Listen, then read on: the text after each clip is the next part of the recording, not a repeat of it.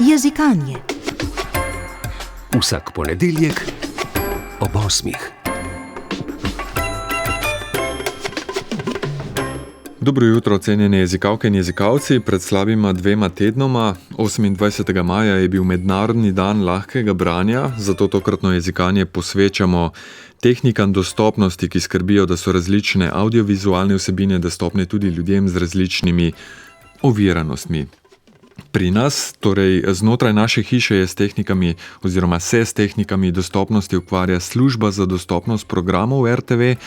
Zato sva z Ajdo prejšnji teden spet obiskala kolege. Ajde danes sicer ni z menoj v studiu, nam je pa za malo pozneje pripravila zvočno razglednico, ampak o tem pozneje. Najprej obiščimo naše sosede, natančne Andreja Tomažina. Tehnike dostopnosti so recimo, poznate zvočne opise, podnapise za gluhe in naglušne, poznamo potem tudi zvočne podnapise in tolmača v slovenski znakovni jezik. To so tiste osnovne 4 tehnike dostopnosti, s katerimi opremljamo različne televizijske vsebine. Obenem pa se je pred parimi leti pojavila še 5. tehnika dostopnosti, dajmo reči temu tako, to je pa lažje razumljiv jezik oziroma lahki jezik, ki ga trenutno primarno uporabljamo oziroma se z njim ukvarjamo na spletu. Ja, več o temah povezanih z dostopnostjo lahko poiščete na dostopno.si, kjer se nahaja tudi zbirka TV vsebin opremljenih s tehnikami dostopnosti. Novice v lažje razumljivem jeziku pa lahko najdete na spletnem portalu Enostavno. Zato, kakšno naj bi bilo lahko branje oziroma lažje razumljiv jezik, sicer v Evropski uniji obstaja več smernic, razloži Andrej Tomažin.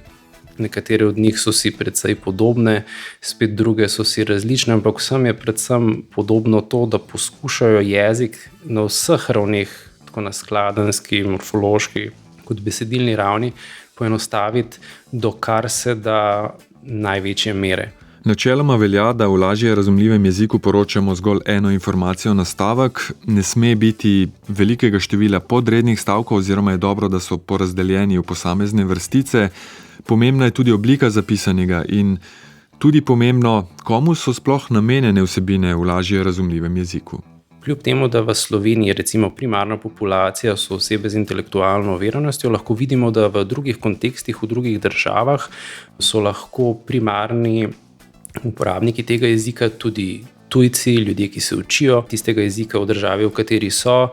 V nekaterih primerih so tukaj tudi tisti ljudje po možganski kapi, ljudje z demenco. Tako da vidimo, da je v resnici ta krog oziroma bazen ljudi zelo širok.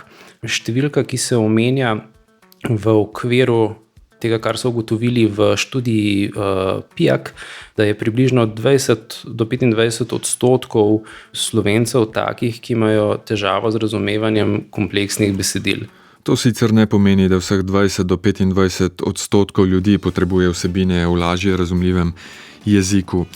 Med tehnikami dostopnosti je Andrej Tomažin omenjal tudi tiste, namenjene ljudem z okvaro sluha in vida. Slepi in slabovidni si lahko nekatere filme denimo ogledajo z zvočnim opisom. Če morda ne veste, kako zveni zvočni opis filma, bomo zdaj skupaj prisluhnili delčku zvočnega opisa dokumentarnega filma Zven stoletij režiserja Aljaža Bastiča in scenarista Andreja Dobleharja, ki je v produkciji RTV Slovenija izšel leta 2023. Opisovalec je Miha Zor. Ljudje vseh starosti se na topel sončen dan vzpenjajo po lesenih stopnicah in po poti na Šmarno goro. Na vrhu so klopi in asfaltirana površina, okrepčevalnica in velika drevesa. Torej v trenutkih, ko na zaslonu ni dialogov, takrat je tišina, takrat je mesto, kjer lahko zvočni opisovalec uporabi čas, da poveže določene dele narativa, da opiše, kar se dogaja na sami sliki, na samem zaslonu. In ker vemo, da so te tišine običajno zelo kratke, se moramo na eni strani prilagajati temu, kaj želimo povedati, katere so pomembne informacije in temu, koliko časa pravzaprav imamo. Ja, kar veliko dela. Nekaj filmov z zvočnimi opisi so v zadnjem letu na ogled oziroma posluh ponudili tudi v ljubljanskem mestnem kinu Kinodvor, kjer so lani začeli program Dostopnost.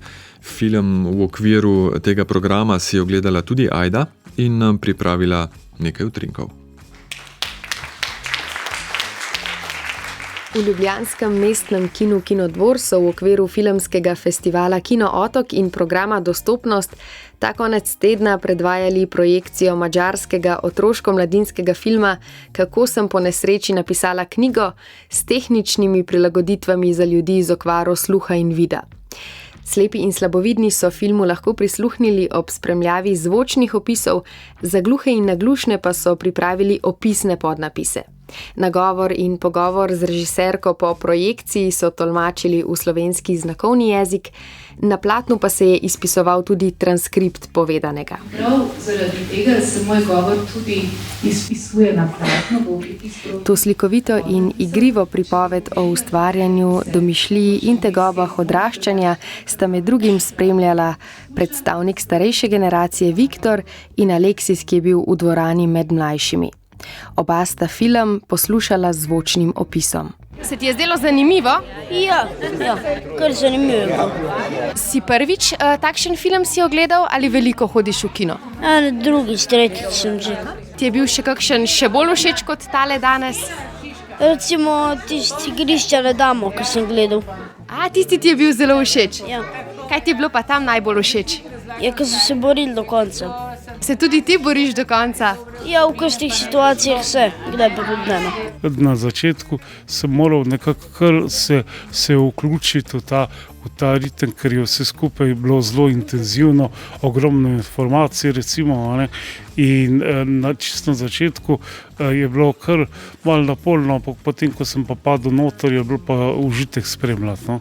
Projekcijo pa si je ogledala tudi Sara Horžen, ki v Kinodvoru, pa tudi za RTV Slovenija in Kino Cerknica ustvarja zvočne opise. Ustvarila ga je tudi za film Kako sem po nesreči napisala knjigo. Najprej, kar naredim, je to, da si film večkrat pogledam, a ne? In potem si že med samim gledanjem ustvarim neko sliko, kje bo moj prostor, da bom povedala nekaj, kar je bistvenega za ta film.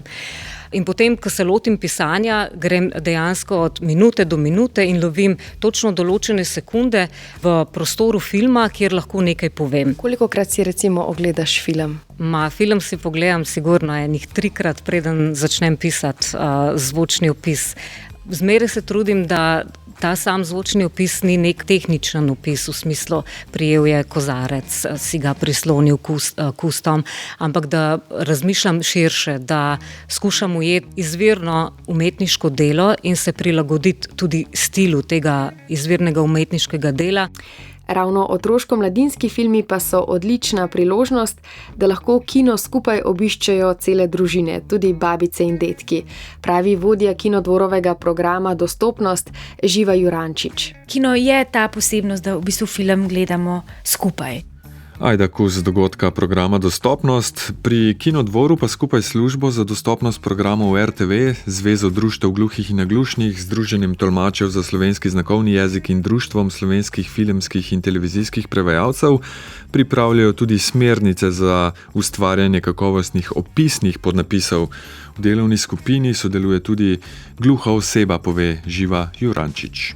Pri opisnih podnapisih se mi zdi zelo pomembno, da gluhe osebe izpostavljajo, da se jih ne sme podcenjevati in da se v bistvu ne zapisuje stvari, ki se razberejo iz slike. Se pravi, zapišeš zvok, ki se ga iz slike ne da razbrati. Ne zapišeš, če vidiš mačko, ne napišeš mačka mjavka. Zapisal bi sam, če bi ta mačka lajala. Se pravi, da je nekaj, kar se iz slike ne da razbrati. Zdi se sila preprosto, ampak zakaj potem potrebujemo smernice? Recimo, ko pridemo do slenga, ko pridemo do narečja, na kakšen način zapisati narečje, kako pravzaprav označiti, da je govor od nekoga narečen, ker zna biti tudi problem, če bi ga preprosto izpisali v celoti, je ta zapis običajno zelo strokoven, se pravi, je narejen na podlagi nekih jezikoslovnih temeljev in ga ljudje preprosto ne bi razumeli, po drugi strani, pa tudi če bi ga zapisali, tako kot pišemo različne stvari po SMS-ih in tako dalje v svojih narečjih, morda nekdo drug iz drugega narečja ne bi razumel, kaj se pravzaprav tam dogaja. Tako da je treba najti neko ravnotežje med standardnim jezikom in med označevalci samega narečja. Običajno se to dogaja na leksikalni ravni.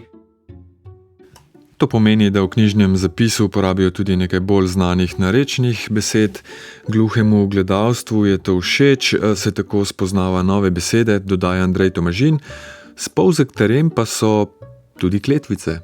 V luči tega, da podnaslovljalci na neki način tudi skrbijo za sam slovenski jezik, da za njegovo standardno različico, se včasih zgodi, da nekateri podnaslovljalci sploh ne zapišejo določenih kletvic zaradi mogoče nekega subjektivnega pogleda na same kletvice.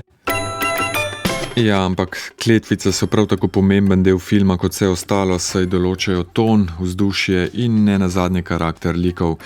V jezikanju se jim sicer razen v redkih primerih izogibamo, lahko pa v našem arhivu recimo najdete tudi kletvicam posvečeno oddajo. Leta 2017 smo se jim posvetili, kmalu pa se ji na val202.si in med podcasti pridruži tudi tale. Mi pa se spet slišimo prihodnji ponedeljek.